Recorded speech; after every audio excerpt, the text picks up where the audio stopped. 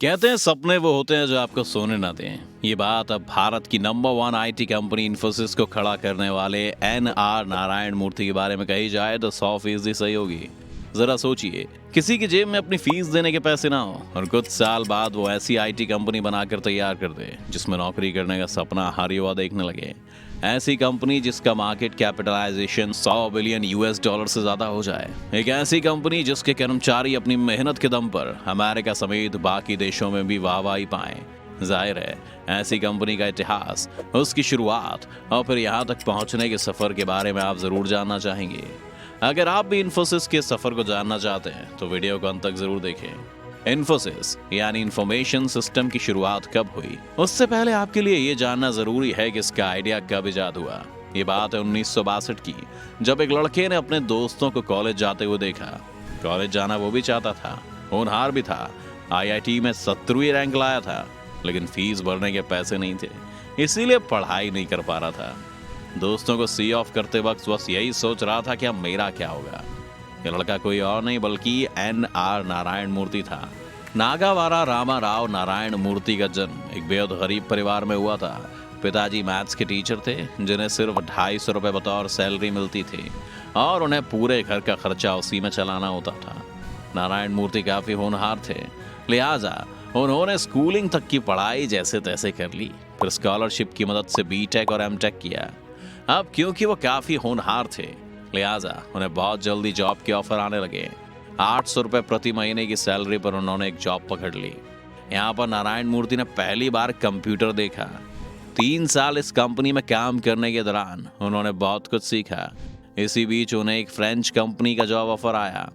वो ये सब छोड़कर वहां चले गए। इस कंपनी ने नारायण मूर्ति को भी काफी कुछ सिखाया।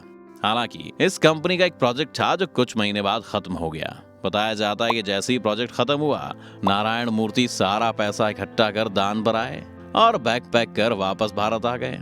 इस दौरान उन्होंने कई देशों को घूमा, जिससे उन्हें पता चला कि सिर्फ कैटलिस्ट बनकर तो काम नहीं चलेगा। ये सब सोचकर विचार चल ही रहा था कि तभी नारायण मूर्ति ने इंडिया में अपने एक नए वेंचर की शुरुआत की और यहीं पर उनकी मुलाकात सुधा कुलकर्णी से हुई, जो बाद में उनकी पत्नी बनी। सुधा कुलकर्णी कर्नाटका के एक छोटे शहर से ताल्लुक रखती हैं। सुधा अपने इलाके की पहली लड़की थी जिन्होंने आईआईटी एग्जाम क्रैक किया था। सुधा कुलकर्णी के बारे में हम आपको इसलिए बता रहे हैं क्योंकि आज जिस इन्फोसिस को आप देखते हैं, जहां पर ड्रीम जॉब करने का सपना आप रखते हैं, जहां हर साल 20 लाख से ज्यादा जॉब एप्लीकेशंस आती हैं, उसे खड़ा करने में सुधा कुलकर्णी का बहुत बड़ा योगदान है। वो कैसे, चलिए आपको विस्तार से बताते हैं। एन.आर. नारायण मूर्ति ने अपने 6 दोस्तों के साथ मिलकर अपना स्टार्टअप किया। जुलाई 1981 का वो दौर था जब पुणे में इन्फोसिस की शुरुआत की गई। उनके 6 दोस्त नंदन नीलेकनी, एन.एस. राघवन, कृष्ण गोपाल कृष्ण, एस.डी. शिवलाल और के. दिनेश और अशोक अरोड़ा थे। ये लोग उस समय कंपनी के कर्मचारी थे, लेकिन आज इनके पास इस कंपनी की हिस्सेदारी है। कंपनी का हेडक्वार्टर बेंगलुरु में है। आपको जानकर ताज्जुब होगा कि साल 2021 में इन्फोसिस भारत की ऐसी कंपनी बन गई थी जिसका मार्केट कैपिटलाइजेशन 100 बिलियन डॉलर्स के भी पार हो गया था। हालांकि यहाँ तक पहुँचने का सफर बेहद रोमांचक और मुश्किलों भरा रहा है। तो 6 दोस्तों ने नौकरी से इस्तीफा देकर अपना काम शुरू कर दिया था, लेकिन इसको आगे बढ़ाने के लिए किसी के पास पैसे नहीं थे। कंपनी शुरू हुए 2 साल बीत चुके थे और 1983 शुरू हो गया था। कंपनी शुरू कर ली, लेकिन ना ही इस कंपनी में कंप्यूटर था और ना ही किसी के पास कंप्यूटर खरीदने के पैसे थे। मूर्ति की हालत भी ऐसी रही थी कि वो खुद कंप्यूटर खरीद लें। कंपनी उस वक्त और परेशानी में आ गई जब एक साथी अशोक अरोड़ा ने कंपनी का साथ छोड़ दिया। अब किसी को नहीं पता था कि आगे क्या होगा और आगे क्या किया जाना चाहिए। ऐसे मुश्किल वक्त में नारायण मूर्ति घबराए नहीं, बल्कि उन्होंने बाकी सदस्यों से कहा कि जिसे कंपनी छोड़कर जाना है वो चले जाए, लेकिन वो आखिरी वक्त तक इसके साथ ही रहेंगे। हालांकि बातें करना एक बात थी और कंपनी को आगे बढ़ाना दूसरी बात। तो ऐसे में नारायण मूर्ति ने सुधा को सारी स्थिति से अवगत कराया। सुधा ने आओ देखा ना ताओ, ऐसे वक्त में वो मूर्ति के साथ मजबूती से खड़ी हुई। सबसे पहले नारायण मूर्ति ने सुधा से 4000 रुपए उधार लिए। उस वक्त 4000 भी एक बड़ी रकम थी। फिर जब जब जरूरत पड़ती, सुधा नारायण मूर्ति की मदद करती रही। ऐसा करते हुए सुधा बाकायदा एक डायरी मेंटेन करती थी और सारा हिसाब उसी में लिखा करती थी। वक्त की बाजी ऐसी पलटी कि कि दोनों को एक दूसरे से प्यार हो गया और दोनों ने शादी कर ली।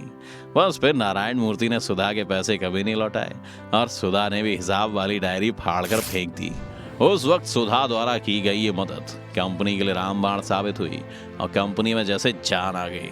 बताया जाता है कि उस दौरान नारायण मूर्ति को किसी भी कस्टमर से बात करनी होती थी तो पीसीओ में जाकर कॉल किया करते थे।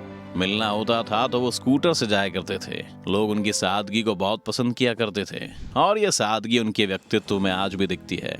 कई साल चलने के बाद साल 1993 में कंपनी पहली बार आईपीओ लेकर आई। इसी साल इन्फोसिस देश की पहली आईटी कंपनी बनी जिसे शेयर बाजार ने लिस्ट किया था। उस वक्त इसका इश्यू प्राइस 95 पैसे था, लेकिन लिस्ट होने वाले दिन इसका शेयर 145 रुपए हो गया था। इसी से कंपनी की साख का अंदाजा आप लगा सकते हैं। कंपनी ने अपने शेयर सार्वजनिक कर दिए। बताया भी जाता है कि कंपनी के शुरू होने के 8 साल बाद इसके बंद होने की नौबत आ गई थी, लेकिन जैसे जैसे पब्लिक ऑफरिंग शुरू होने लगी और आम लोगों की एंट्री ने कंपनी को रफ्तार दी, आज तक लोग कहते हैं कि अगर साल 1993 में इन्फोसिस में 10,000 रुपए लगाए होते तो आज उसकी कीमत 18 करोड़ होती। 1999 तक इन्फोसिस की स्थिति बहुत बेहतरीन हो चुकी थी। कंपनी का नेटवर्थ $100 मिलियन तक पहुंच चुका था। इन्फोसिस भारत की पहली ऐसी कंपनी थी जिसे नैस्डैक ने लिस्ट किया था। इन्फोसिस का नाम दुनिया की 20 बड़ी कंपनियों में आता है। पूरी दुनिया में आज इन्फोसिस की ब्रांचेस चल रही हैं। इसमें लगभग 50,000 कर्मचारी हैं जो दुनिया के 12 देशों में फैले हुए हैं। पूरी दुनिया में कंपनी अपनी सर्विस ऑफ सॉफ्टवेयर मुहैया कराती है। फरवरी 2022 तक कंपनी का रेवेन्यू 715.54 बिलियन US है। इन्फोसिस में दांव लगाने वाले लोगों को जबरदस्त फायदा हुआ। कंपनी ने सभी को बम्पर रिटर्न दिया जिससे वो माला माल हो गए और कंपनी को भी खूब मुनाफा हुआ। 23 फरवरी 1996 को NSE पर कंपनी के शेयर सिर्फ 95 पैसे थे, लेकिन अब वो बढ़कर 1742 रुपए 80 पैसे तक पहुंच गए। यानी कि किसी ने 1993 में निवेश किया होगा तो उसे उसका फायदा मिल रहा है। कंपनी फायदे नुकसान के साथ आगे बढ़ रही थी और सबसे अच्छा दौर कंपनी को लेकर आया कोरोना काल। जी हाँ, एक तरफ कोविड काल में हम सब ने अपने देश में हुई बर्बादी का मंजर देखा, तो वहीं दूसरी तरफ इन्फोसिस को कोरोना काल में 13% का जबरदस्त मुनाफा हुआ। कोरोना काल में इन्फोसिस के कई कर्मचारी करोड़पति बने, जिसने साबित किया कि कंपनी को निरंतर फायदा ही हो रहा है। इन्फोसिस की सालाना रिपोर्ट के मुताबिक करोड़पतियों की लिस्ट में वाइस प्रेसिडेंट और सीनियर वाइस प्रेसिडेंट लेवल के 74 अधिकारी शामिल हैं। इन्फोसिस के सीईओ सलील पारेख की सैलरी में भी लगभग 39% की बढ़ोतरी हुई है। इस वृद्धि के बाद ये 34.27 करोड़ रुपए जा चुकी है। कुछ इसी तरह से शुरू हुआ ये सफर तेजी से आगे बढ़ रहा है। अब इन्फोसिस के मालिक नारायण मूर्ति हर उस शख्स के लिए मिसाल है जो जिंदगी में कुछ बड़ा करना चाहता है, नाम कमाना चाहता है, फर्श से अर्श तक का सफर तय करना चाहता है। नारायण मूर्ति की उम्र अब 75 साल के आसपास हो गई है, लेकिन वो अभी भी अपनी कंपनी पर पूरा फोकस रखते हैं। आपको कैसी लगी इन्फोसिस और उसके मालिक नारायण मूर्ति से जुड़ी ये जानकारी? अगर आपको वीडियो पसंद आई तो वीडियो को लाइक करें। अगर आप चैनल पर नए हैं या आपने अभी तक चैनल को सब्सक्राइब ही नहीं किया तो चैनल को सब्सक्राइब कर लो और बेल आइकन दबा दो यार।